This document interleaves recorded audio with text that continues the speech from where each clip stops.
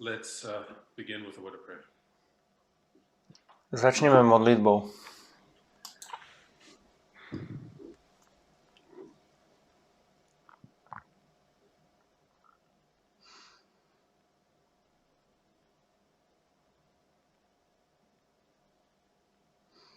Amen.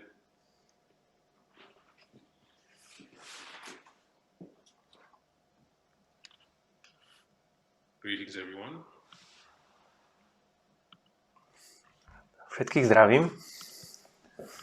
Okay, so we've come to the final study in this series. Takže sme sa dostali k záverečnému štúdiu tejto série. And we have a lot to cover today. A čaká nás dnes veľa práce. So we will go straight into it. Takže pôjdeme rovno na to. I'll finish off our consideration of the history. Ukončím naše uvažovanie o histórii, ktorú sme prešli. And then in the next part we'll come to a consideration of this book. A potom v ďalšej časti sa dostaneme k tejto knihe. The Turnaway Study. Je to štúdia o odvrátení, alebo Turnaway Study. V čase, ktorý nám zostane, sa na ňu pozrieme. We left off having looked at the progression of the anti-choice movement. Takže sme sa pozerali na vývoj hnutia proti voľbe. And we looked at some of the victories that they had gained. A pozerali sme sa na niektoré víťazstvá, ktoré získali. The victories that they had gained that bring us to the present. Víťazstvá, ktoré získali a ktoré nás priviedli do súčasnosti. And we came down to the Trump administration. Dostali sme sa k Trumpovej administratíve. And for time's sake, we'll focus on one particular aspect of the Trump administration. A kvôli času sa zameriame na jeden konkrétny aspekt Trumpovej administratívy. Which is his judicial appointments. A to je vymenovanie sudcov. Of course, we discussed at length how capturing the judiciary was central to the radical right strategy. Samozrejme, už dlho sme diskutovali o tom, ako bolo odstránenie súdnictva kľúčové pre stratégiu radikálnej pravice. Trump was the one who put the seal on that. A Trump bol ten, ktorý to spečatil. So a little over a week after taking office, niečo vyše týždňa potom po nástupe do funkcie, Trump nominated Niel Gorscuh to fill the Supreme Court. Trump vymenoval Niela Gorscuha za člena najvyššieho súdu. He was nominated to fill a seat that Obama should have filled. On bol nominovaný na miesto, ktoré mal obsadiť Obama. But that Mitch McConnell had held hostage for a year. Ale Mitch McConnell ho držal ako rukojemníka už rok. During his campaign, Trump had promised to nominate someone in the mold of the late Antonin Scalia. Počas svojej kampane Trump slúbil, že nominuje niekoho na spôsob Antonina Scaliu. Antonin Scalia. And Antonin Scalia was the far-right justice. Antonin Scalia bol krajne pravicový sudca, who helped mold the Federalist Society from its beginning. Ktorý pomáhal formovať federalistickú spoločnosť od jej začiatku. And Gorsuch was the perfect fit. A Gorsuch bol ideálnou voľbou. He came up through the Federalist Society's networks. Prešiel sieťami federalistickej spoločnosti. And was listed as one of their experts before being nominated. A pred vymenovaním bol uvedený ako jeden z ich expertov. And he is a proponent of the originalist method of interpreting the Constitution. a je zástancom pôvodnej metódy výkladu ústavy, alebo teda toho ústavného originalizmu, which focused solely on interpreting the language of the Constitution, ktorý sa zameriava výlučne na výklad jazyka ústavy, as it was understood at the time it was written, ako bol chápaný v čase, keď bol napísaný, denying the relevance of any cultural change, a popiera význam akýchkoľvek kultúrnych zmien or real-life consequences to hardline judicial decisions. alebo reálnych dôsledkov tvrdých súdnych rozhodnutí. So Niel Gorscuh, according to our chart, he was nominated in 2017. Takže Niel Gorscuh podľa našej tabuľky bol vymenovaný v roku 2017. The next appointment I want to bring to our attention Ďalšie vymenovanie, na ktoré chcem upriamiť našu pozornosť, is a court case that came about the following year after Gorsuch's nomination. Súdny prípad, ktorý vznikol nasledujúci rok po Gorsuchovom vymenovaní. This was this case of the NIFLA versus Becerra. Bol to prípad, ktorý sa volal NIFLA versus Becerra a bolo to v júni 2018. Takže len doplním niektoré z týchto mien do zoznamu.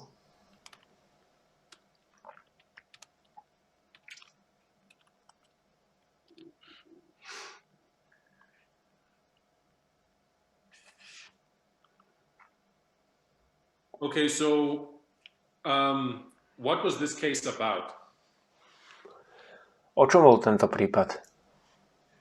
One of the things that the anti-choice organizations did Jedna z vecí, ktorú robili organizácie bojujúce proti voľbe, to place obstacles in the way of women seeking abortions bolo klásť prekážky ženám, ktoré sa snažili o interrupciu. They would establish these fake women's health centers across the country. Zakladali takéto falošné zdravotné centrá pre ženy po celej krajine.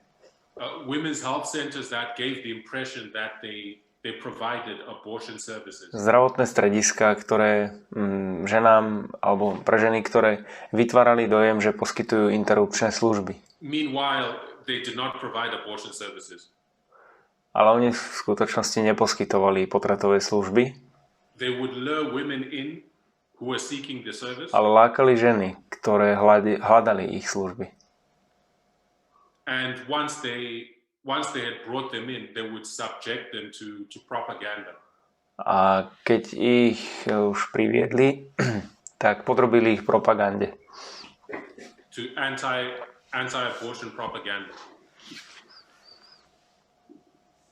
To try to scare them out of their decision. Propagande o antikoncepcii. Teda propagande zamerané proti antikoncepcii, aby sa ich pokúsili odradiť od ich rozhodnutia. Takže organizácie proti potratom prevádzkovali takéto centrá po celej krajine. But in California, a law was passed, ale v Kalifornii bol prijatý zákon, which required these fake women centers ktorý vyžadoval, aby tieto falošné ženské centra to post signs aby umiestnili nápisy saying that abortion services were available in the state s informáciou, že v štáte sú k dispozícii potratové služby, even though they're not offered at that center. Aj keď sa v danom centre neposkytujú.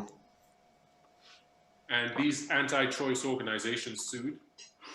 A tieto organizácie proti potratom sa súdili. And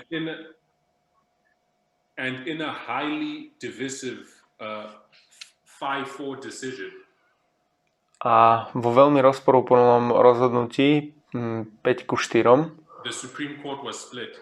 Najvyšší súd bol rozdelený. But the anti-choice organizations won. Ale organizácie proti potratom vyhrali. This case affirmed the right of these centers to lie to women. Tento prípad potvrdil právo týchto centier klamať ženám. To lie to them in the name of free speech. Klamať im v mene slobody prejavu. So there was a Justice Anthony Kennedy. Takže tam bol sudca Anthony Kennedy. He was considered the one in the middle. He was considered the swing vote. Bol považovaný za toho uprostred. And he sided with the conservative wing to give them the victory in this case. A bol považovaný za rozhodujúci hlas a podpísal to. And Justice Kennedy would resign 2 days after this. S konzervatívnym krídlom, aby im dal víťazstvo v tomto.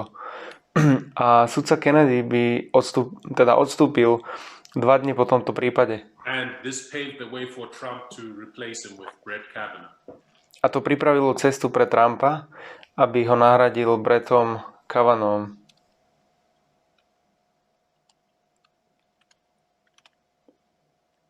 Brett Kavanaugh, who was nominated in July of 2018. A tento Brett Kavanaugh bol nominovaný v júli 2018. Now, Brett Kavanaugh, he met the litmus test of opposition to Roe versus Wade. A on splnil tento lakmusový papierik opozície voči Roe v Wade. As a former White House lawyer under George Bush. Ako bývalý právnik Bieleho domu za vlády Georgea Busha, George W. Bush, mladšieho, he openly challenged the idea that Roe was the settled law of the land. A on otvorene, teda George Bush mladší otvorene spochybnil myšlienku, že Roe v Wade bol ustaleným zákonom v krajine. A existuje len jeden skutočný prípad, v ktorom rozhodol,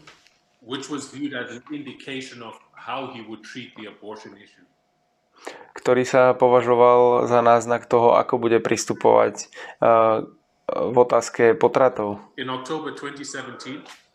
Bolo to v oktobri 2017,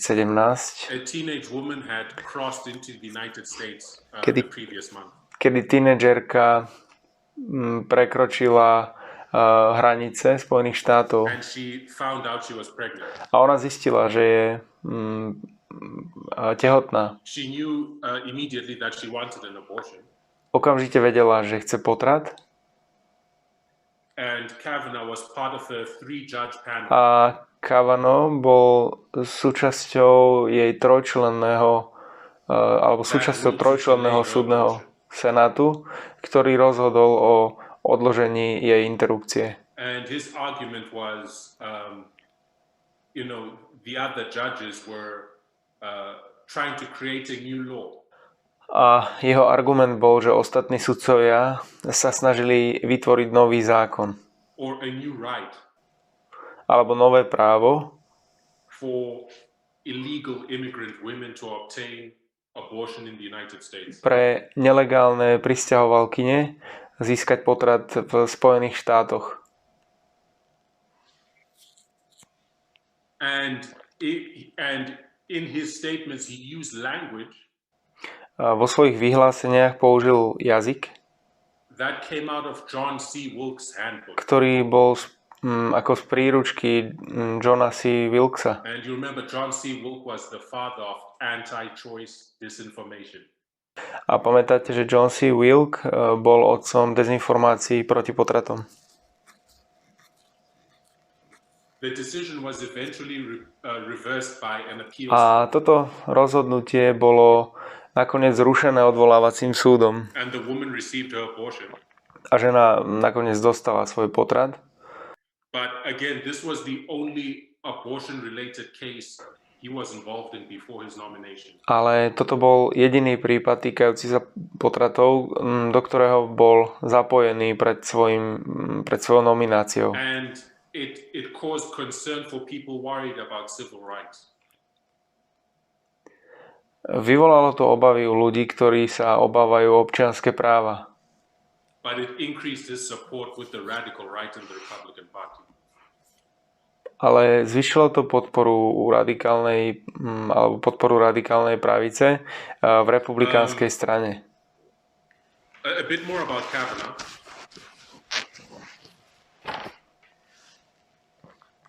Trochu viac o Kavanaghovi.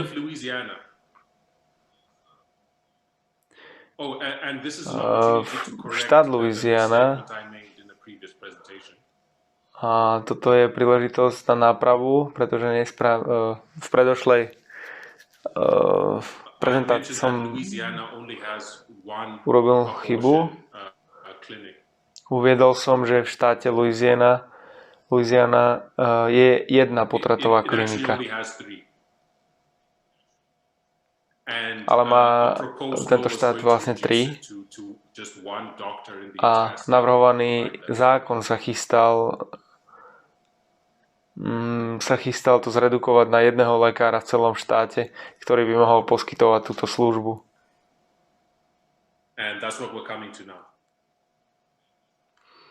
A to je to, k čomu sa teraz dostávame. Takže je tu tento koncept, ktorý sa volá legislatívna pasca. Respektíve nie. Je tu tento koncept, ktorý to po anglicky je to skrátka, že trap.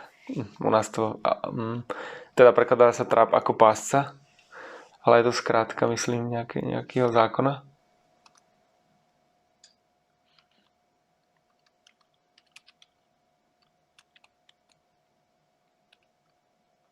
Trap legislation. And trap stands for? Takže trap znamená cielená regulácia.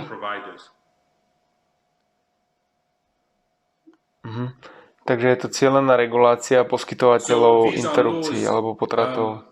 That are passed to make it more difficult for abortion providers. Takže ide o zákony, ktoré sa prijímajú s cieľom sťažiť vykonávanie potratov. To make it more difficult for them to operate and force them to shut down. A aby im sťažili činnosť a prinútili ich zatvoriť. With long-standing Republican Party control. A vlády štátov, ktoré dlhodobo ovládajú republikánske strany, tend to be where you see a lot of such legislation being passed. Majú tendenciu vidieť veľa takýchto takýchto právnych predpisov. Which has 4.6 million people. Takže v roku 2019 štát Louisiana, ktorý má 4,6 milióna obyvateľov, tak mal len 3 potratové kliniky. Vo februári toho roku najvyšší súd odhlasoval zablokovať louisiánsky zákon, ktorý by znížil ten počet lekárov. The number of doctors, ktorý by mohol vykonávať potraty na jedného.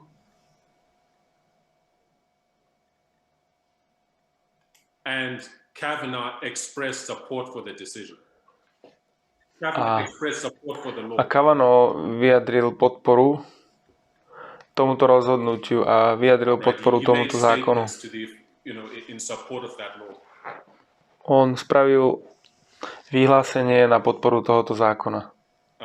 So his statements on this case Takže jeho vyhlásenia k tomuto prípadu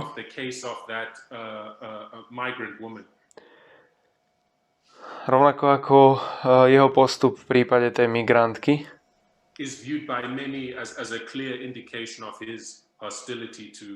mnohí to považujú za jasný náznak jeho nepriateľského postoja k prípadu Roe v. Wade.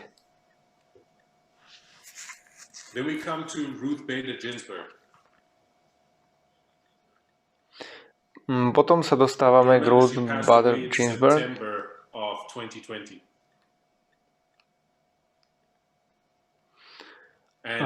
Pamätáte si, že zomrela v septembri 2020. A samozrejme počas celej svojej kariéry bola zástankyňou rovnosti. Ale po jej smrti Trump nominoval Amy Coney Barrattovú na jej miesto.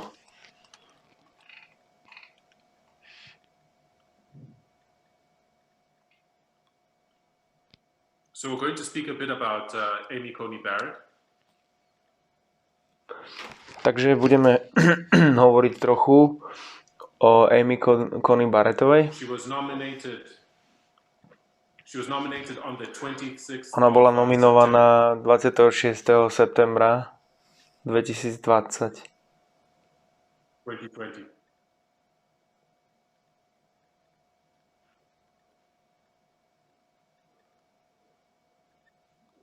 Amy Coney Barrat herself is a former member of the Federalist Society.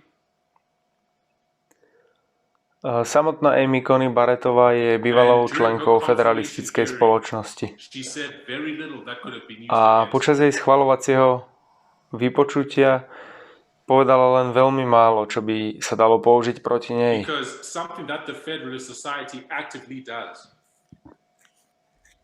Pretože alebo niečo, čo federalistická spoločnosť aktívne robí,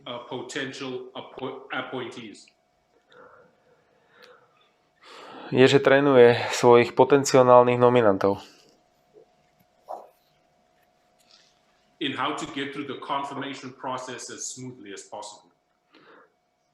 V tom, ako prejsť schvaľovacím procesom čo najhladšie.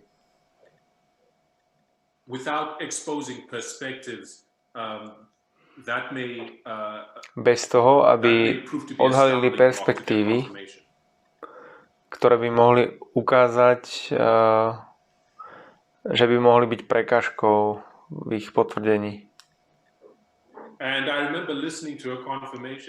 Alebo prekážkou ich potvrdenia. A pamätám si, ako som počúval to jej potvrdenie a ona nepovedala nič.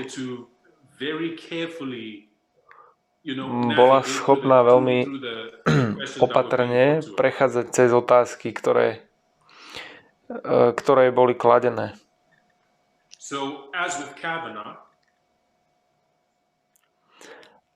Rovnako ako v prípade Kavanaugh,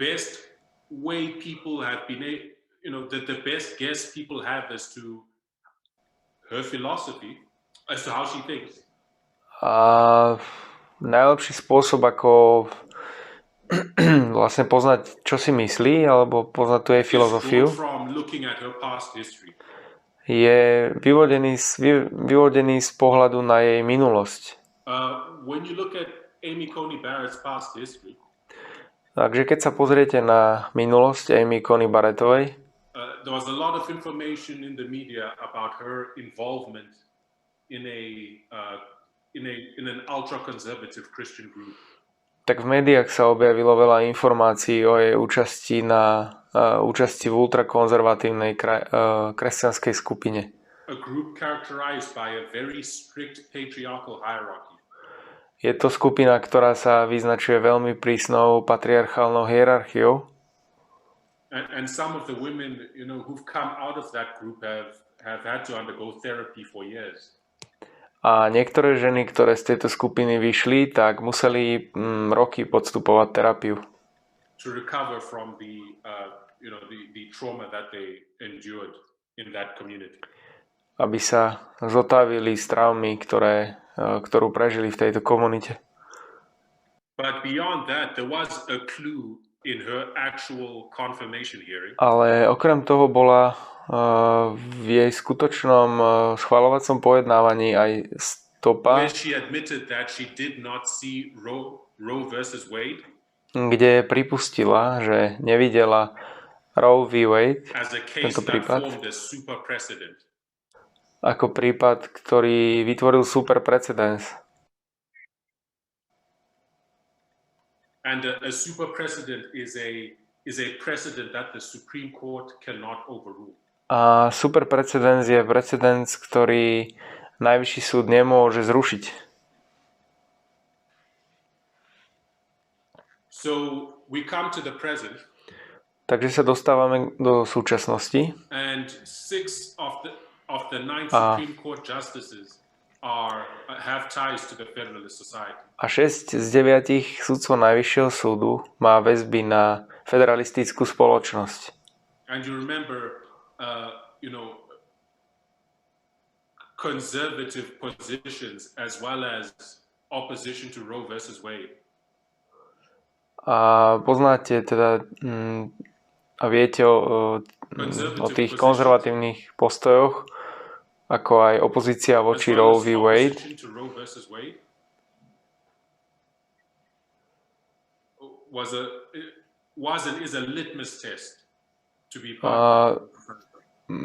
Tieto postoje boli ako lakmusovým papierikom.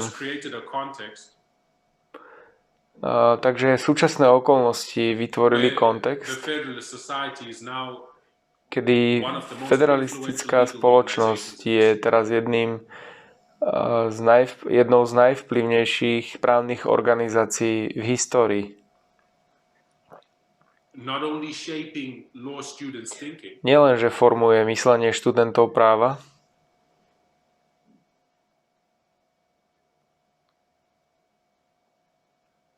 but changing American society itself.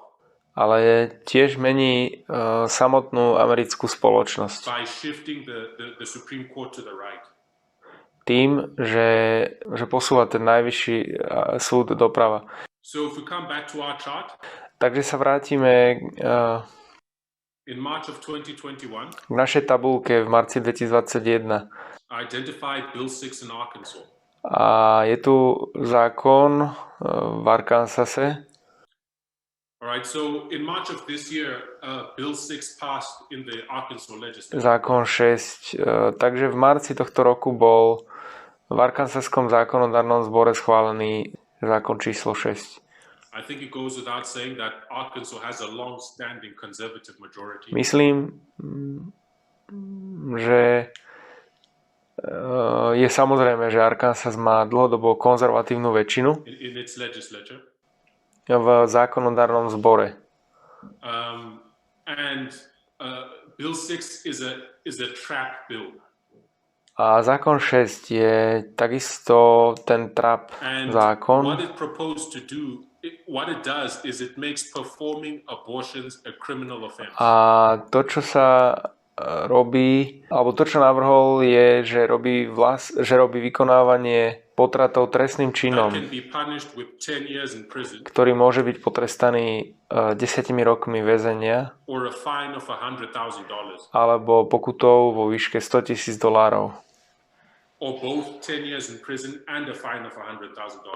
Alebo 10 rokov väzenia a tiež pokuta $100,000.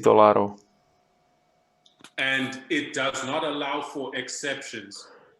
A neumožňuje výnimky.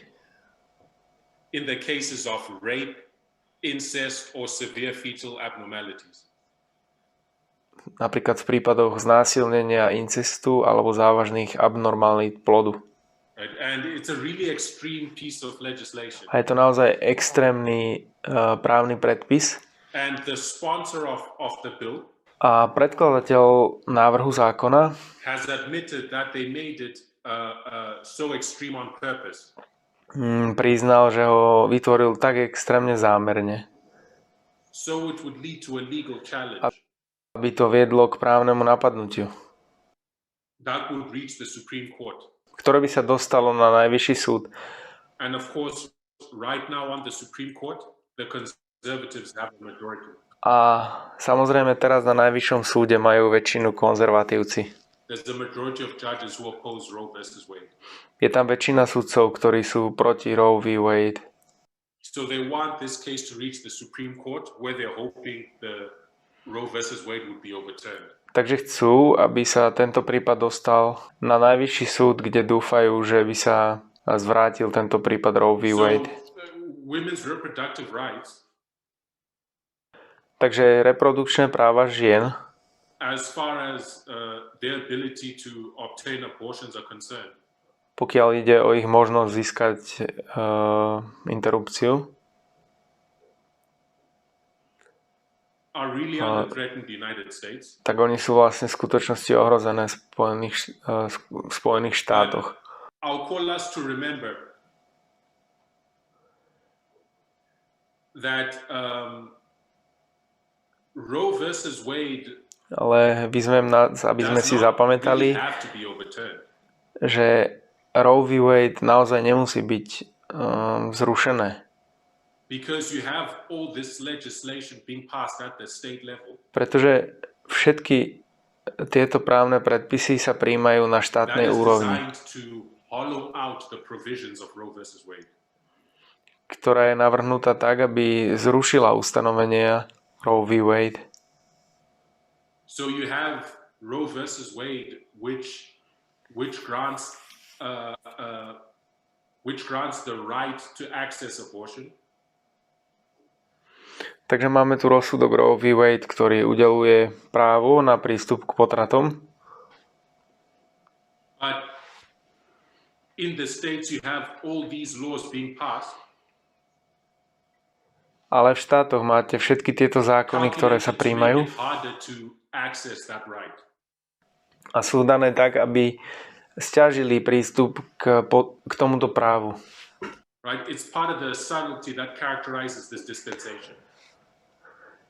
Je to súčasť rafinovanosti, ktorá charakterizuje túto epochu. Alebo túto dobu. Essentially come to the end of our consideration of the history. Takže v podstate sme sa dostali na koniec našej úvahy o histórii. And I think one thing should be clear at this point. A myslím, že jedna vec by mala byť v tomto mieste, v tomto bode jasná. Which essentially is if you view the subject of abortion, a to, že ak sa pozeráte na tému potratov through a binary moralistic right or wrong lens, cez binárnu moralistickú optiku, you've likely received that framing of the issue.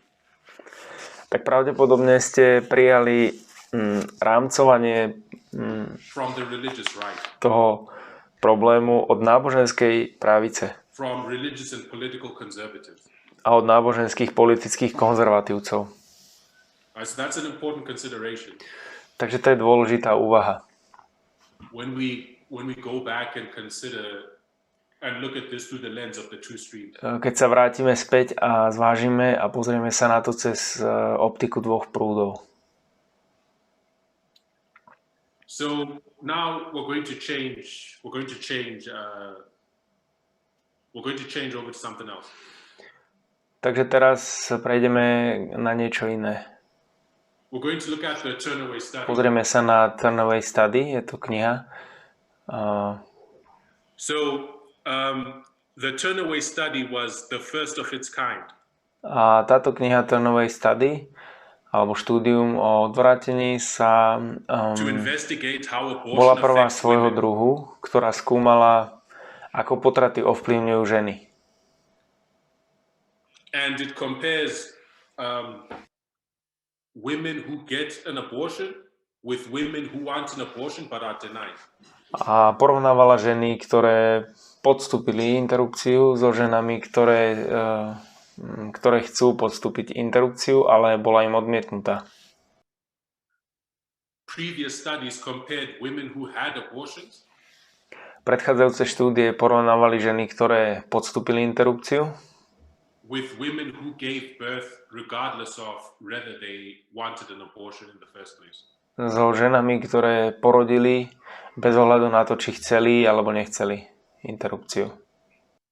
And the problem with this comparison A problém s týmto porovnaním is women are more likely to choose to give birth je, že ženy s väčšou pravdepodobnosťou rozhodnú porodiť. when times are good, Rozhodnú sa teda, že budú rodiť, keď sú v dobrom období, keď majú dobré vzťahy when they're financially stable, a keď sú finančne stabilné and when they feel ready to support a child. a keď sa cítia pripravené podporovať dieťa. And women are more likely to choose to have an abortion A ženy sa častejšie rozhodujú pre potrat, when times are not so good, keď nie sú dobré časy, when relationships are rocky, keď sú vzťahy neisté, when their health status is poor, keď je ich zdravotný stav zlý, when they don't have enough money to support themselves. keď nemajú dostatok peňazí na to, aby sa uživili. So comparing women who have abortions with those who give birth Takže porovnanie žien, ktoré podstúpili interrupciu, s tými, ktoré porodili dieťa, it says more about the woman's circumstances takže hovorí sa tam viac o tých ženách, o tých okolnostiach tých and žien whether the pregnancy was wanted. a skôr o tom, že tehotenstvo bolo chcené, Than it does about the actual experience of abortion and what follows from it. a ako o skutočnej skúsenosti s potratom a o tom, čo z neho vyplýva. Takže dúfam, že to dáva A bit of zmysel context for the study. a že to dáva trochu kontextu pre štúdiu. V roku 1987 Ronald Reagan addressed leaders of the anti-choice movement. sa obratil na vedúcich predstaviteľov hnutia proti potratom And he promised to overturn Roe versus Wade. a slúbil, že zruší rozsudok Roe v Wade. As part of his strategy for overturning Roe versus A ako Wade, súčasť svojej stratégie na zrušenie rozsudku Roe v Wade he sought to gather enough data to prove that abortion harms women. snažil sa zhromaždiť dostatok údajov, aby dokázal, že potraty škodia ženám. However, his Surgeon General, Avšak jeho generálny right, the Surgeon General in his administration, chirurg alebo nejaký generálny lekár jeho administratívy, ktorý bol tiež proti potratom, tak napísal Reaganovi, saying, I'm sorry to inform you, že je mi ľúto, že vás musím informovať, but in spite of a diligent review by many in the public health service, ale napriek dôkladnému preskúmaniu mnohými pracovníkmi služby verejného zdravotníctva and by many in the private sector, a mnohými v súkromnom sektore, the scientific studies do not provide conclusive data vedecké štúdie neposkytujú presvedčivé údaje about the health effects of abortion on women. o zdravotných účinkoch potratov na ženy. And he called for more research to be done. A vyzval na vykonanie ďalšieho výskumu. What he called for specifically was a 5-year study. A to, čo konkrétne žiadal, bola 5-ročná štúdia, ktorá by analyzovala všetky dôsledky sexu a reprodukcie. But this call was unfulfilled for over 20 years. Ale táto výzva nebola naplnená viac ako 20 rokov. Until, of course, Dr. Diana Green Foster Až kým doktorka Diana Green Fosterová began the work of what would become the Turnaway study. Začala pracovať na štúdii, ktorá sa mala stať tou štúdiou Turnaway study, čo je tá štúdia odvrátenia. A ženy, ktoré súhlasili s účasťou na štúdii, veľmi sa podobajú profilu žien, ktoré vyhľadávajú interrupcie na národnej úrovni.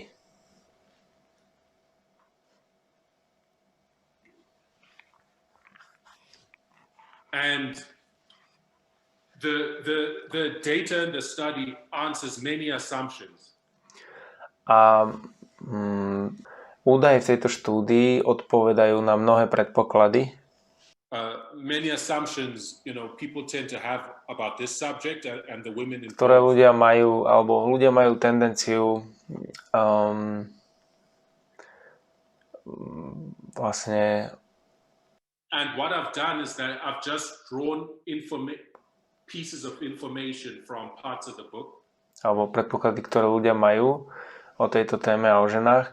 A to, čo som urobil, je, že som vyvodil some of these questions and assumptions. Nejaké neslávne informácie z časti, ktoré odpovedajú na niektoré z týchto otázok. A that in the time that we have, we cannot really do justice to the information in this study. A v čase, ktorý máme, určite nemôžeme poskytnúť všetko z tejto štúdie alebo dostatok informácií. One would have to either read the book, takže budete si musieť buď prečítať tú knihu, alebo vypočuť sériu prednášok Diany Green Fosterovej na YouTube. She has a lecture series where she presents the data that's in the book. Má lekciu prednášok, má sériu prednášok, kde prezentuje údaje, ktoré sú v knihe. So, people who oppose abortion, takže ľudia, ktorí sú proti potratom, often accuse women seeking abortions, často obviňujú ženy, ktoré chcú podstúpiť interrupciu z toho, že sú zle, že sú nezodpovedné a amorálne. However, the study found that, women make very thoughtful decisions. Štúdia však zistila, že ženy robia veľmi premyslené rozhodnutia o pripravenosti podstúpiť interrupciu. And the fears and concerns that they express, a obavy a strach, ktoré vyjadrujú, tend to be confirmed by the outcomes that follow when they deny. Majú tendenciu byť potvrdené výsledkami, ktoré nasledujú, keď sú im odmietnuté. Okay, and the Turnaway study is also helpful. Takže štúdia o obrate je tiež užitočná,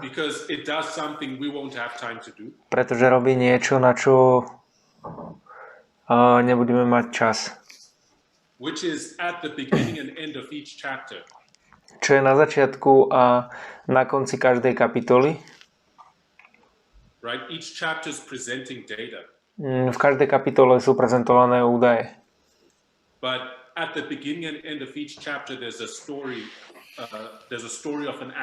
Ale na začiatku každej kapitoly je príbeh skutočnej ženy.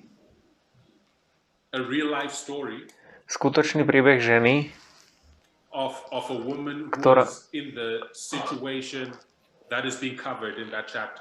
ktorá sa ocitla v situácii, o ktorej sa hovorí v danej kapitole. Takže to považujem za veľmi užitočné. Pretože to pomáha objasniť typ situácie alebo typy situácie, ktoré sa stávajú.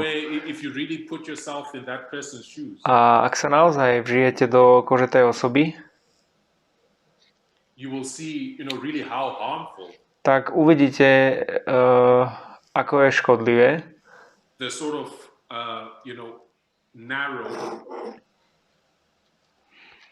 Alebo ako veľmi the narrow, binary, moralistic, anti-choice position. Ako veľmi škodlivé je ten moralizujúci postoj proti voľbe. Okay, so the first question that we will seek to answer. Takže prvá otázka, ktorú budeme sa snažiť odpovedať, je, že prečo majú ženy interrupcie. So I have a chart to share. Takže mám tabuľku, o ktorú sa chcem podeliť.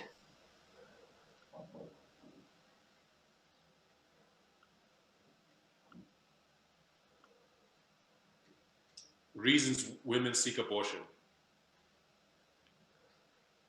Dôvody, prečo ženy vyhľadávajú interrupcie.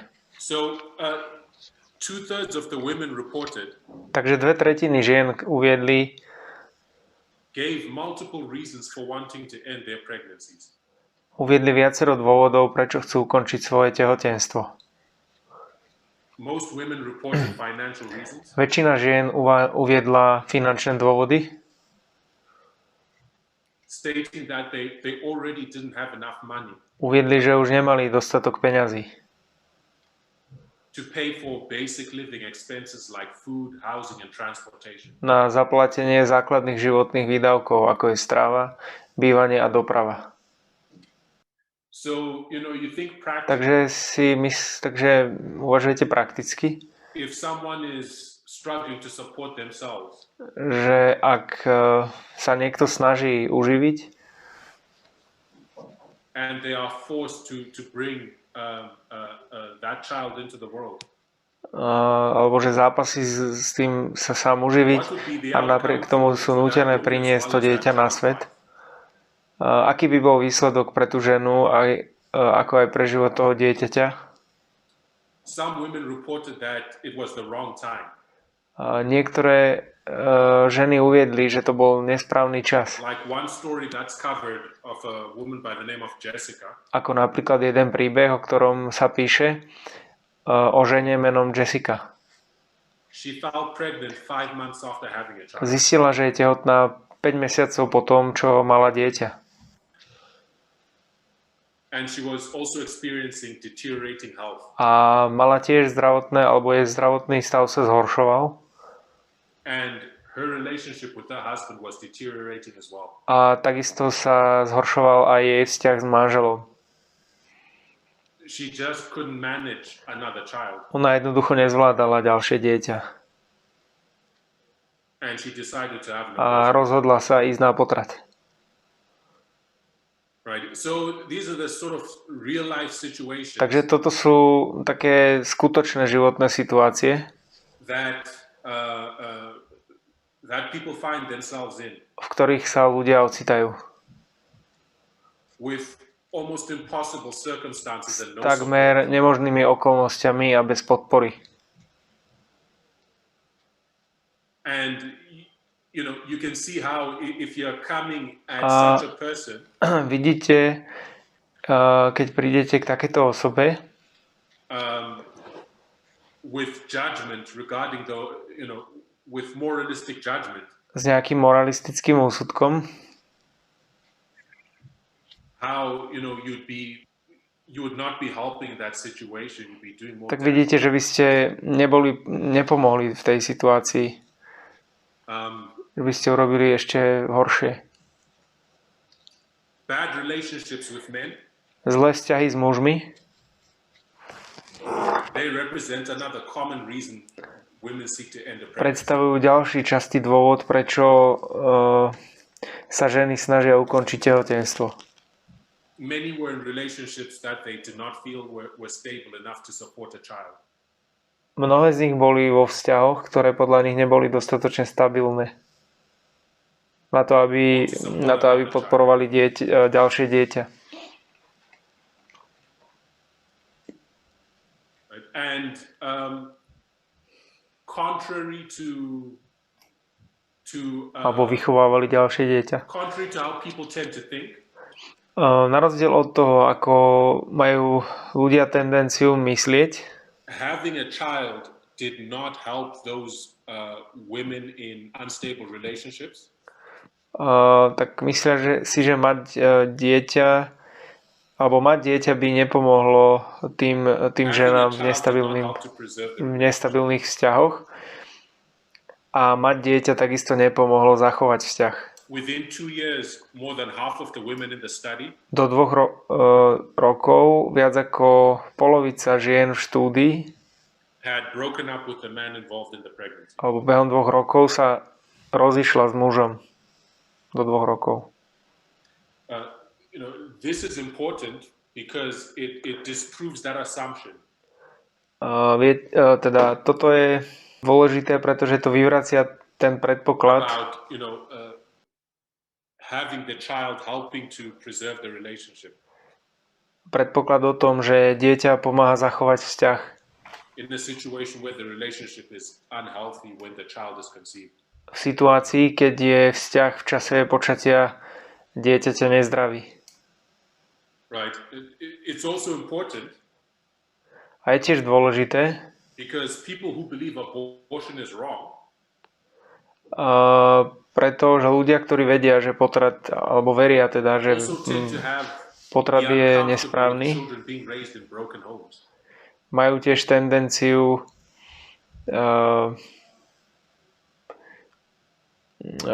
vlastne vychovávať deti v rozvrátených rodinách Or single parent households. alebo v domácnostiach s jedným rodičom. Right. So you really create an impossible situation for someone. Takže naozaj vytvárate pre niekoho takú nemožnú situáciu, If you're approaching this through a really conservative lens. ak k tomu pristupujete cez konzervatívnu optiku. It's like there's condemnation and judgment at every corner. Je to ako odsúdenie a odsudzovanie na každom rohu.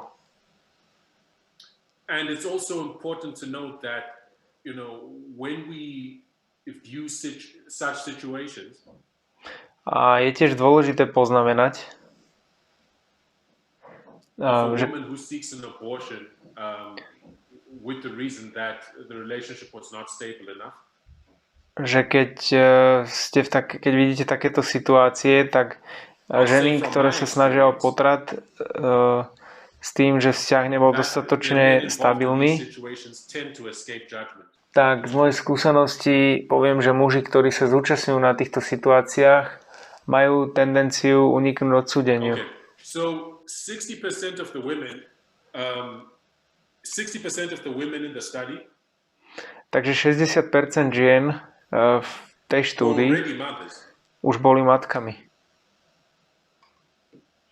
And I don't know if you had any assumptions about that. A neviem, či už ste mali nejaké návrhy alebo predpoklady, But the majority of women seeking abortions are already mothers. ale väčšina žien, ktoré žiadajú o interrupciu, At least, sú už of course, matkami. this is within the context of the United States. Samozrejme je to v kontexte Spojených štátov And they reported wanting the abortion a uviedli, že chcú interrupciu, to be able to better take care of the children they already had. aby sa mohli lepšie postarať o deti, ktoré už mali. So one story covered in the book Takže jeden z príbehov, ktorý je uvedený v tejto knihe, was maybe the first one actually, možno bol to vlastne prvý príbeh, was of a woman who had a daughter with her husband, bol o žene, ktorá mala dcéru so svojím manželom and they only just managed to provide wealth for her daughter. a podarilo sa im len tak zabezpečiť majetok pre jej dcéru, alebo to, čo potrebovala. They were able to give her a good life and expose her to many opportunities. Dokázali jej poskytnúť dobrý život a vystavili ju mnohým príležitostiam. Financially, it really strained them. They were living on the edge, basically. Ale finančne ich to naozaj zaťažovalo, naozaj žili v podstate na hrane. And having a second child would have driven them into poverty. A mať druhé dieťa by ich priviedlo do chudoby. And severely drawn back the opportunities available, that would have been able to give their first daughter. A vážne by to siahlo na dostupné príležitosti, ktoré mohli dať svojej dcére. So when she fell pregnant a second Svojej time, prvej she dcére. decided to have an abortion. Takže keď otehotnela druhýkrát, rozhodla sa ísť na potrat. Right. Another story. Ďalší príbeh. One 30-year-old woman. Jedna 31-ročná žena. 31-year-old woman reported that her 10-year-old son was diagnosed with cancer. Oznámila, že jej 10-ročnému synovi diagnostikovali rakovinu. And she needed to drive 10 hours for his treatment. A ona musela jazdiť 10 hodín na jeho liečbu. And when she fell pregnant again, a keď opäť otehotnela, she aborted that pregnancy tak prerušila toto tehotenstvo in order to focus on her sick son. Na to, aby sa mohla sústrediť na svojho chorého syna. Right? So these are the many, really complex stories. Takže toto sú mnohé naozaj zložité a komplexné príbehy. Like what do you want people to do? A čo chcete, aby ľudia robili? Right, I think you start to see the cruelty of a really Myslím, že začíname vidieť krutosť rigid moralistic position on this subject. Toho naozaj rigidného moralistického postoja alebo na túto tému.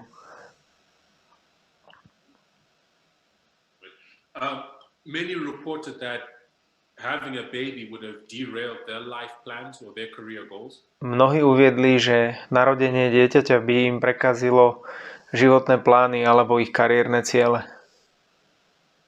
Women who received an abortion were more likely to stay employed. Ženy, ktoré podstúpili interrupciu, mali väčšiu pravdepodobnosť, že zostanú zamestnané. And to live above the federal poverty line. A žili nad federálnou hranicou alebo nad hranicou chudoby. Politicians and anti-choice activists Politici a aktivisti proti potratom have argued that abortion hurts women. Tvrdili, že interrupcia ubližuje ženám.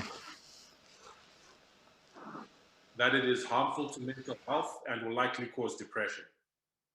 Že je to škodlivé a pravdepodobne to spôsobí depresiu. But for almost 20% of the women, Ale u takmer 20 žien, 20%, a concern about their mental health obavy o duševné zdravie was actually what led them to seek the abortion in the first place. Bolo v skutočnosti to, čo ich viedlo k tomu, aby sa o pre interrupciu vôbec rozhodli. Okay, so we're just Takže we're just working through this list. Pracujeme alebo prechádzame si tento zoznam. Right. 1 in 8 women in the study A jedna z 8 žien v štúdii chose to end a pregnancy due to concerns about their own health. sa rozhodli ukončiť tehotenstvo kvôli obavám o vlastné zdravie. And 5% of the women 5% žien chose abortion because of alcohol, tobacco, or drug use. sa rozhodli pre interrupciu, pre užívanie alkoholu, tabaku alebo drog. Use of these substances at the very beginning of their pregnancy. Užívanie týchto látok na začiatku tehotenstva. Right? Some women partake of these things. A niektoré ženy sa zúčastňujú na týchto veciach Before they realize they're pregnant. Predtým, ako si uvedomia, že sú tehotné. Especially when they weren't trying to conceive. Najmä keď sa nesnažili otehotneť. So they realize down the road that they've been carrying a baby. Takže si uvedomia vlastne až na ceste, že nosia dieťa. A potom je tu tá obava, že tehotenstvo by mohlo byť ohrozené ich užívaním alkoholu alebo drog alebo tabaku.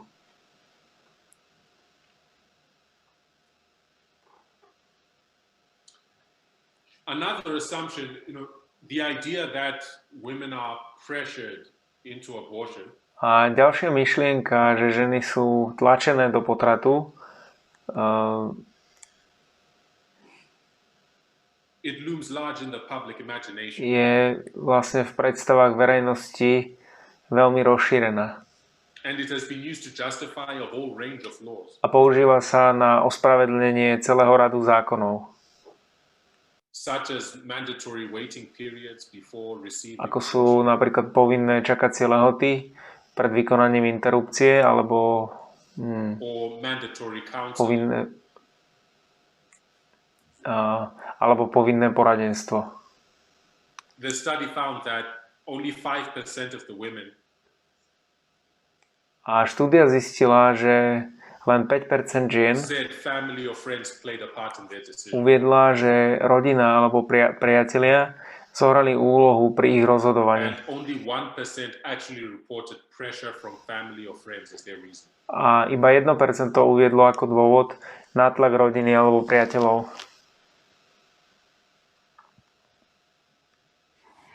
So, the question, why do women seek abortions? Takže poznáte tú otázku, prečo ženy vyhľadávajú interrupcie. Odpovedá, takže je tu veľa dôvodov a niekedy viacero dôvodov.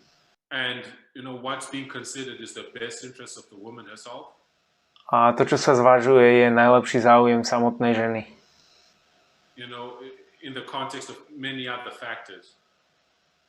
V kontexte mnohých ďalších faktorov. So it really becomes inappropriate from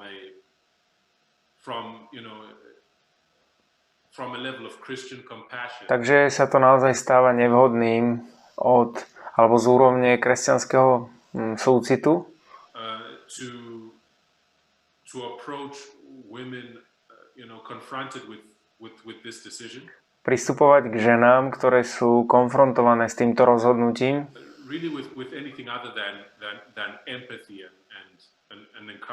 pristupovať k ním s niečím iným ako s empatiou a povzbudením. Ľudia sa snažia proste robiť najlepšie rozhodnutie, ktoré môžu.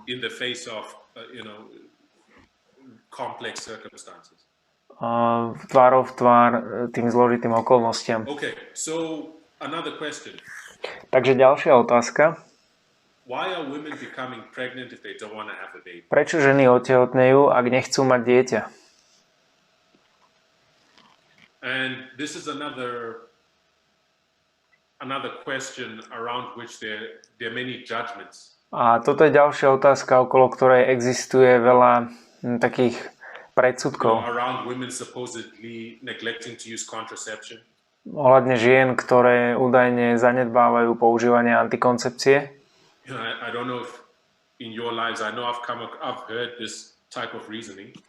A neviem, či ste vo svojich životoch stretli či ste sa stretli s týmto typom argumentácie.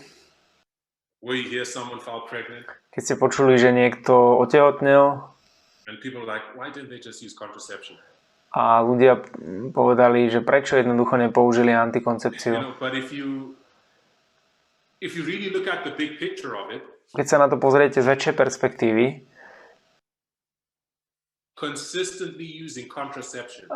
tak dôsledné používanie antikoncepcie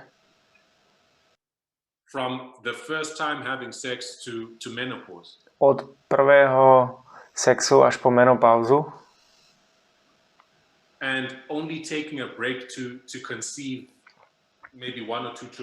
len s prestávkou na počatie možno jedného alebo dvoch detí, tak to je celkom úspech.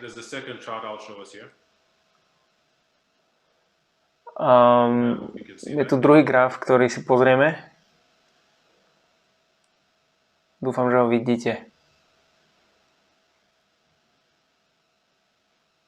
Most unintended pregnancies in the United States. Najviac neplánovaných tehotenstiev v Spojených štátoch are caused by gaps in contraceptive use. je spôsobený nedostatkami v používaní antikoncepcie. Right.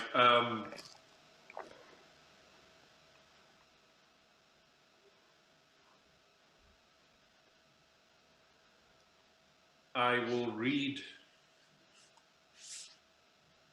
from Budem čítať page in the book. z tej knihy. I can find it.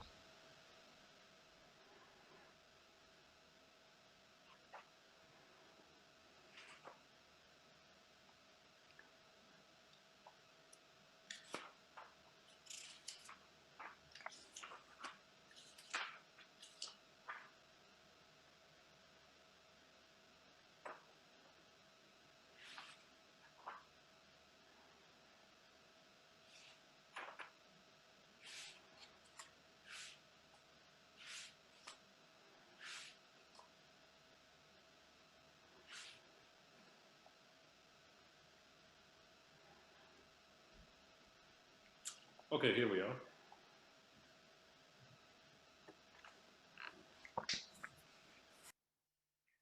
So, as I already stated, Takže ako som už uviedol, consistently using contraception from the first time having sex to menopause dôsledné používanie antikoncepcie od prvého sexuálneho styku až po menopauzu and taking time to gestate maybe 1 or 2 intended pregnancies. a čas na otehotnenie možno jedenkrát alebo 2 plánované It's a tehotenstva. major endeavor. Je to veľká snaha It's a major effort.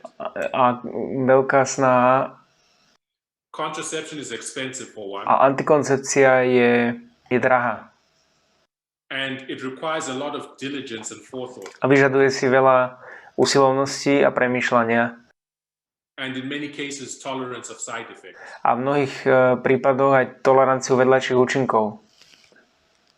And so, the study, it gives this estimate A táto štúdia uvádza tento odhad, where, if you take a hypothetical woman, že ak vezmete hypoteticky ženu she becomes sexually active at 18, alebo hypotetickú ženu, tak ona začne byť sexuálne aktívna v 18 rokoch and starts menopause around 45, a menopauza začne okolo 45. roku života. have 2 kids between 18 and 45 when she is ready, Bude mať 2 deti medzi 18. a 45. rokom, keď bude she would pripravená, have to take 6,844 contraceptive pills. a bude musieť užívať 6844 antikoncepčných tabletiek. Use condoms every time for perhaps 2,000 acts of intercourse. Používať kondómy za každým počas možno 2000 pohlavných stykov. Replace 975 patches if the patch is her method of contraception. Vymeniť 975 náplastí, ak sú náplasti metodou antikoncepcie. Or replace 325 vaginal rings.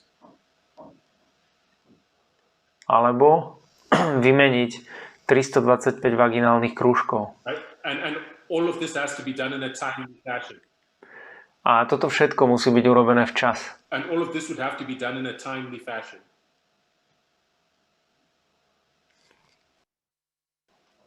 So you see, over the course of a lifetime, Takže vidíte, že v priebehu života that just leaves a lot of room for things to go wrong.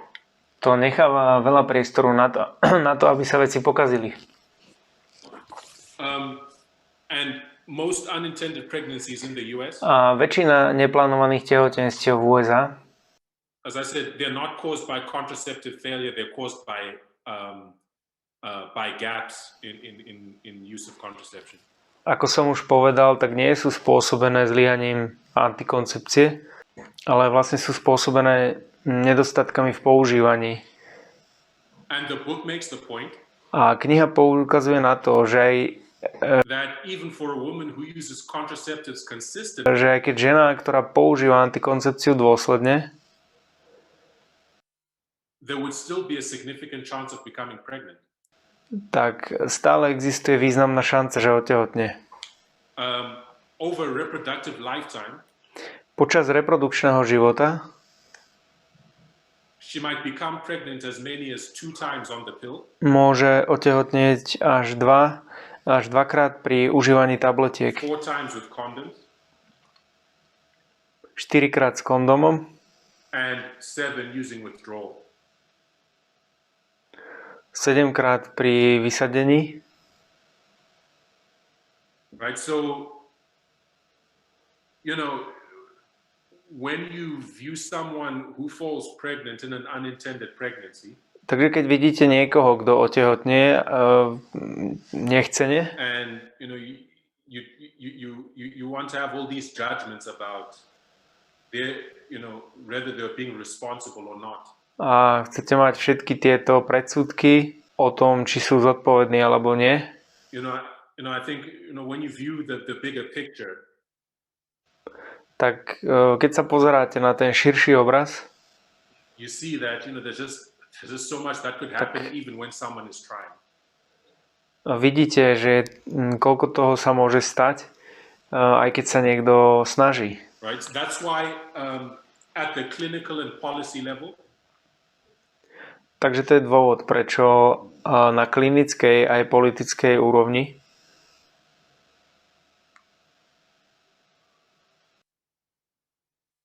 or rather before I come to that, alebo predtým, ako sa k tomu dostanem, tak is the fact that many women report having trouble accessing contraceptives. Čo ešte horšie je skutočnosť, že mnohé ženy uvádzajú, že majú problémy s prístupom k antikoncepcii. Right, 1 in 5 reported that they ran out of contraceptive supplies before becoming pregnant. Každá 5. žena uviedla, že im došli zásoby antikoncepcie pred otehotnením. That is why, you know, when it comes to policy, it's important to make contraceptive methods easy to access. Preto je dôležité, aby antikoncepčné metódy boli, alebo prostriedky boli ľahko dostupné, pokiaľ ide o politiku. But again, many who feel abortion is wrong, ale mnoho ľudí, ktorí si myslí, že also tend to have a level of discomfort about various forms of contraception. Interrupcia je nesprávna, majú tiež tendenciu cítiť nepohodlie v súvislosti s rôznymi formami antikoncepcie. Okay, so in the time that we have left, takže v čase, ktorý nám zostáva, I'm just going to have to pick and choose the questions that we look at. Si budem musieť vybrať otázky, na ktoré sa pozrieme.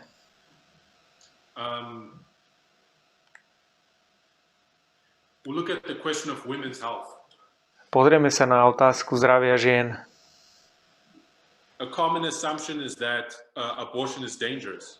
A bežným predpokladom je, že interrupcia je nebezpečná. That mortality following abortions is high and needs to be regulated closely. Že úmrtnosť po interrupcii je vysoká a že je potrebné ju prísne regulovať. Okay, so to put this in perspective. Takže aby sme to uviedli na pravú mieru, Complications only occur in 2% of abortions in the United States. Komplikácie sa vyskytujú len v 2% interrupcií v Spojených štátoch.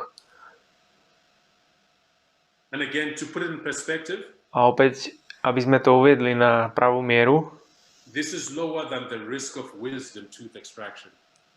Tak je to nižšie riziko ako riziko vytrhnutia zubu múdrosti. Which carries, 7%, which has a measure of 7% of complications arising from. Ktoré je spojené so 7% komplikácií, ktoré z toho vyplývajú. A tonsillectomy has 8 to 9% of complications arising from that process. Pri odstránení mandly je riziko 8 až 9% riziko komplikácií, ktoré vyplývajú z tohto procesu. And childbirth itself. And giving birth to a child. A samotný pôrod a narodenie dieťaťa has, 29% rate of complications arising from it. Má 29% komplikácií, ktoré z neho vyplývajú. So if you put it in perspective, Ak by ste to dali alebo ak sa na to pozrieme z perspektívy, having an abortion is less dangerous than giving birth to a child. Tak potrat je menej nebezpečný ako pôrod dieťaťa. And that's just the data. A to sú len údaje. Right. When we speak of major complications, keď hovoríme o veľkých komplikáciách, that's complications needing surgery, ktoré si vyžadujú chirurgický zákrok, a blood transfusion, transfúziu krvi or hospitalization, alebo hospitalizáciu, it's less than 0.25%. Tak je to menej ako 0,25% for abortion. pri potrate. Right. And you can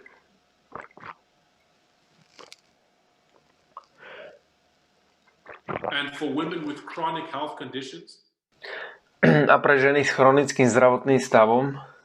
Right. So what the study does that it then contrasts this with childbirth.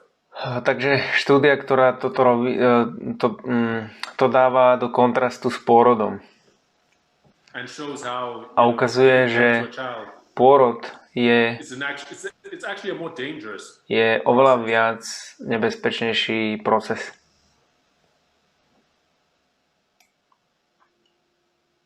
Okay, let's look at women's lives briefly. Takže pozrieme sa na život žien v krátkosti. An analysis was conducted of how having an abortion affected women's ability to realize a one-year life plan. A bola vykonaná analýza toho, ako potrat ovplyvnil schopnosť žien realizovať jednoročný životný plán.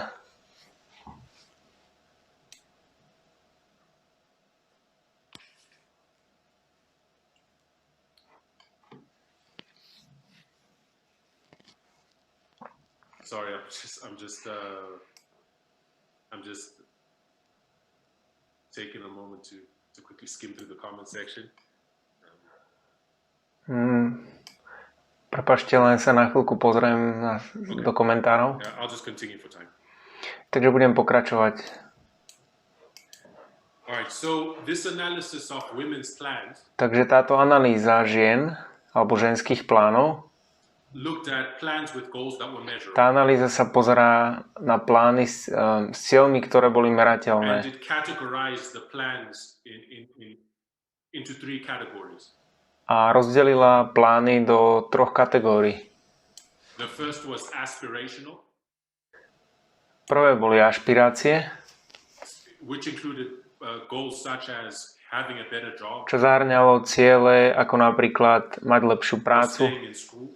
Alebo zotrvanie v škole. The second category was neutral. A druhá kategória bola neutrálna. Which included, plans that, like the kids will be older. Ktorá zahŕňala plány ako napríklad, keď deti budú staršie. A tretia kategória bola which included things like, I will probably have less money. Negatívna, ktorá zahŕňala veci ako pravdepodobne bude mať menej peňazí. So most of the women had lots of plans for their lives. Takže väčšina žien mala veľa plánov pre svoj život. Most of them multiple plans.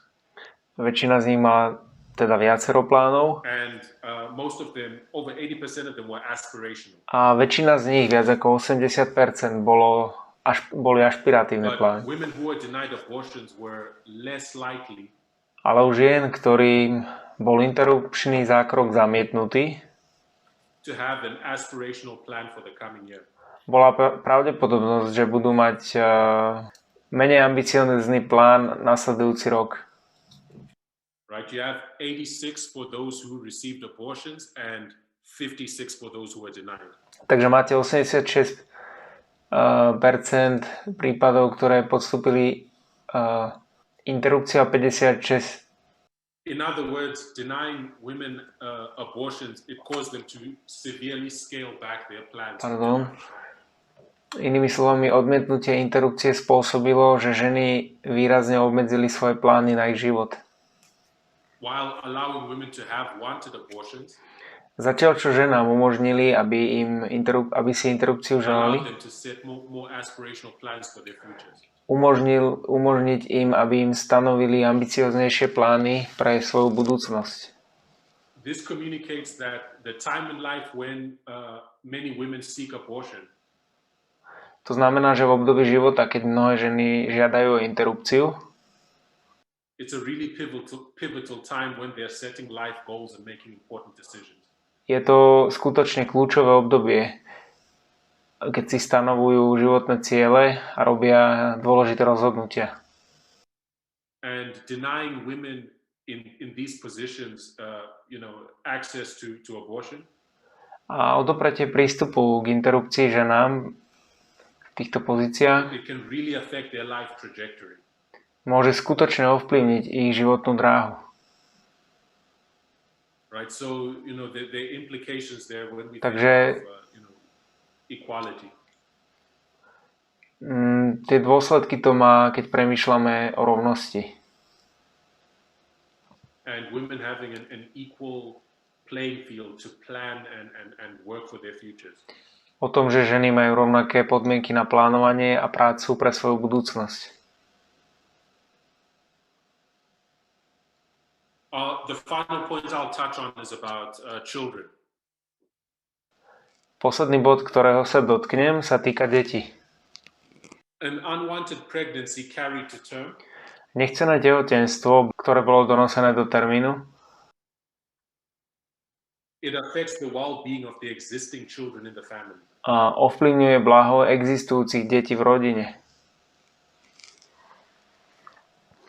Remember, over 60% of the women seeking abortion A pamätajte, že viac ako 60% žien, ktoré hľadajú interrupciu alebo žiadajú, už majú deti.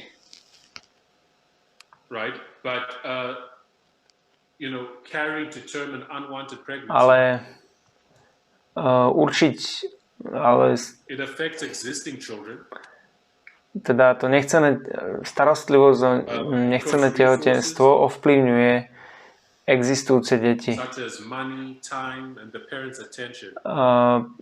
Pretože zdroje ako čas, peniaze, These are fixed resources. rodičia, teda pozornosť rodičov, to sú fixné zdroje. A čím viac detí je, tak tým menej ich dostane. Tým menej dostane ktorékoľvek z nich. Práve vtedy, keď ich už nie je dosť,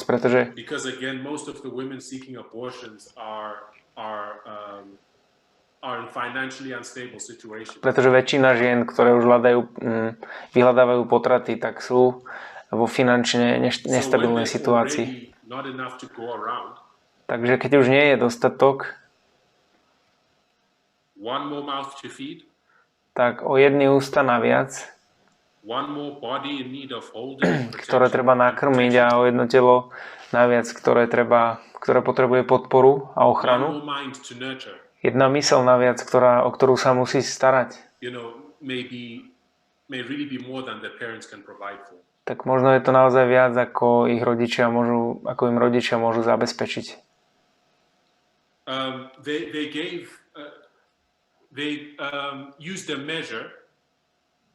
A oni použili také opatrenie na sledovanie tých milníkov vývoja dieťaťa. And they looked at the development of the children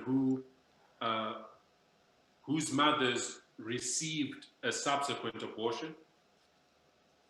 Sledovali vývoj detí, ktorých matky, ktoré podstúpili následný potrat, versus the development outcomes of children whose mothers were denied a subsequent abortion, denied an abortion later, yeah? V porovnaní s výsledkami vývoja detí, ktorých matkám bol odmietnutý potrat. And these development milestones looked at 6 areas. A tieto vývojové milníky sa zamerali na 6 oblastí. Such as receptive language, ako je receptívny jazyk alebo expresívny jazyk, motor skills, motorické zručnosti, self-help, pomocnosť alebo social and emotional development, sociálny a emocionálny rozvoj and the children alebo of sebestačnosť. the mothers who received an abortion for a later pregnancy. A deti matiek, ktoré podstúpili interrupciu pre neskoršie tehotenstvo, did better than the children of the mothers who were denied. Tak tým deťom sa darilo lepšie ako deťom matiek, ktorým bol potrat odmietnutý. Okay, so we've come to the end of the study. Takže sme sa dostali na koniec štúdie. And I'll reiterate that, we've not been able to do this book justice. We've just touched on. A zopakujem to, že neboli sme schopní urobiť tejto knihe zadosť, len sme sa dotkli niektorých z nich, niektorých tém alebo zistení. But to summarize its findings, ale keď zhrnieme tie zistenia, there was no evidence that abortion hurts women. alebo teda zhrnieme tie zistenia a neexistujú dôkazy o tom, že by potraty ubližovali ženám. For every outcome analyzed, každý analyzovaný výsledok, women who received an abortion were either the same or more frequently better off than women who were denied an abortion. Ženy, ktoré podstúpili interrupciu, na tom boli rovnako alebo častejšie lepšie ako ženy, ktorým bol potrat odmietnutý. Their physical health was better. Ich fyzické zdravie bolo lepšie. Their mental health was initially better than the same. Ich duševné zdravie bolo spočiatku lepšie alebo rovnaké. I'll make a point about mental health. Urobím poznámku o duševnom zdraví, because the majority of the women, over 90%, pretože väčšina žien, alebo viac ako 90% žien, communicated that abortion was the right decision for them and they were relieved to have received it. Uviedlo, že interrupcia bola pre ne správnym rozhodnutím a uľavilo sa im, keď ho dostali. But of the smaller percentage, ale menšie percento, who reported that abortion was a very difficult decision, ktoré uviedli, že interrupcia bola veľmi ťažkým rozhodnutím, accompanied by a lot of ktoré bolo sprevádzané difficult decision and that it wasn't right for them after the fact. Bolo to veľmi ťažké rozhodnutie, ktoré bolo sprevádzané, že to nebolo pre ne správne. A tieto ženy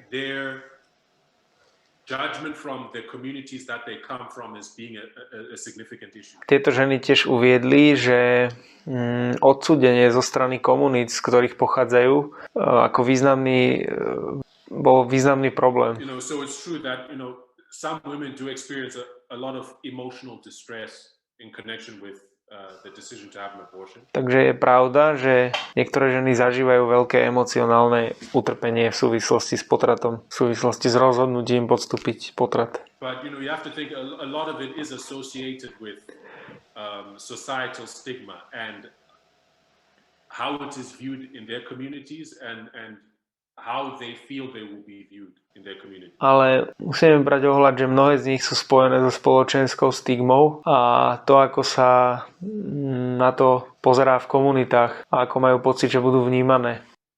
Women who received abortions had more aspirational plans for their lives. Ženy, ktoré podstúpili interrupciu, mali ambicióznejšie plány pre svoj život. For the coming year.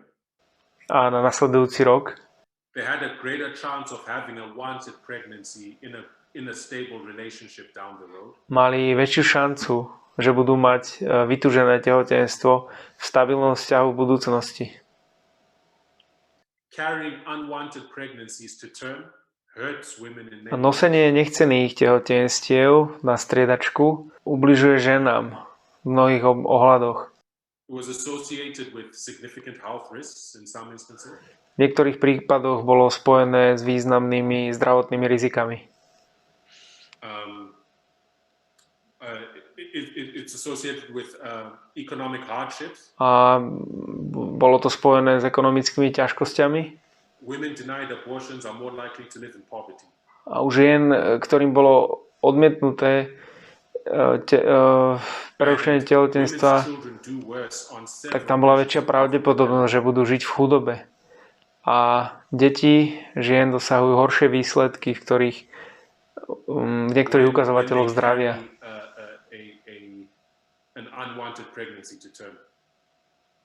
Zdravia a vývoja, keď pri prenášaní nechceného tehotenstva. Okay, so as we close, takže na záver, I hope this series has given you food for thought. Dúfam, že táto séria vám dala také dobré myšlienky na zamyslenie. You know, on so many things we really need to reconsider and reevaluate our thinking. A myslím, že v mnohých veciach musíme naozaj prehodnotiť prehodnotiť naše myslenie. Particularly as we are being najmä keď sa pripravujeme na službu Levitom a aj Netinejcom.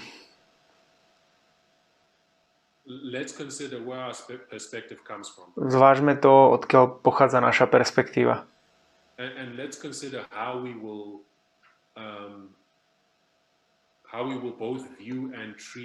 A zvážme the women that we come across in our lives who are confronted with this circumstance, with this decision. A zvážme tiež, ako sa budeme pozerať a zaobchádzať so ženami, s ktorými sa stretávame v našich životoch, ktoré sú konfrontované s týmto rozhodnutím.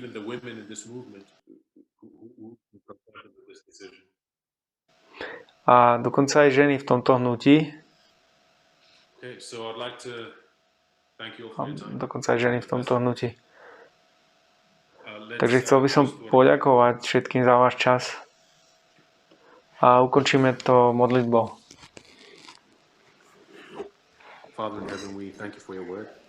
Drahý Bože, ďakujeme Ti za Tvoje slovo. Ďakujeme Ti za to, že nás vzdelávaš. A ďakujeme Ti za múdrosť, ktorú nám odovzdávaš. Ktorá by sa mala premeniť na lásku k druhým. Mali by sme to preložiť na to, aby sme sa k nim správali tak, ako sa Ty správaš k ním. A dnes je deň prípravy. Prosím, pomôž nám pripraviť sa na sobotu. A pre všetkých, ktorí sme už v sobote, tak poženaj tento svätý čas a prosím, vypočuj nás v týchto veciach. Prosíme ťa v mene Ježiša. Amen.